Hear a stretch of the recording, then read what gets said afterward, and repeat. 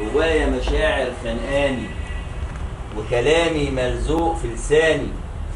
يمكن يوم غيبني طموحي لكن عمري ما كنت أناني. أحكي عليها لو سمعاني.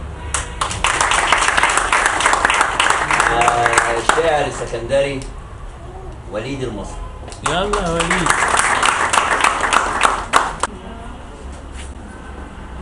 انا هنريح بس استاذنا ابراهيم فارس لانه هو كان تعبان ومرض شويه، لكن هنقعد له يعني مش هنسيبوه النهارده. هي الليله بتاعته، هي الليله دي بتاعته. انا قلت من الاول خالص اتقلبت من ليله شعريه الى ليله غنائيه، فاحنا هنريحه بس كل وقت والتاني بشاعر من شعرانا الجمهور.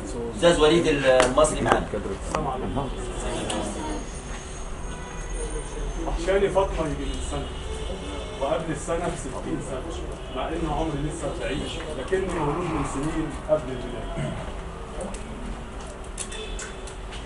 مش معاهم صوت البحر ما اتغيرش، وانا قاعد على نفس الترابيزه قدام الرقعه وبرص الكيس.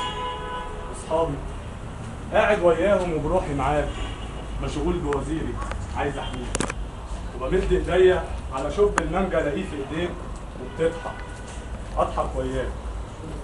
مش عارف ليه دايما تغلبني، وفي اخر مره لعبتك فيها كنت انا كسبان، بس خسرت وجودك لما سافرت.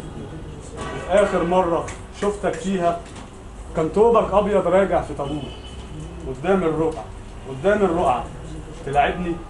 انت احرف مني جايز، بس انا ليا دماغ وعندي عزيمه، واللعبه الجايه هلعب من غيرك وقميصي متغرق دمك.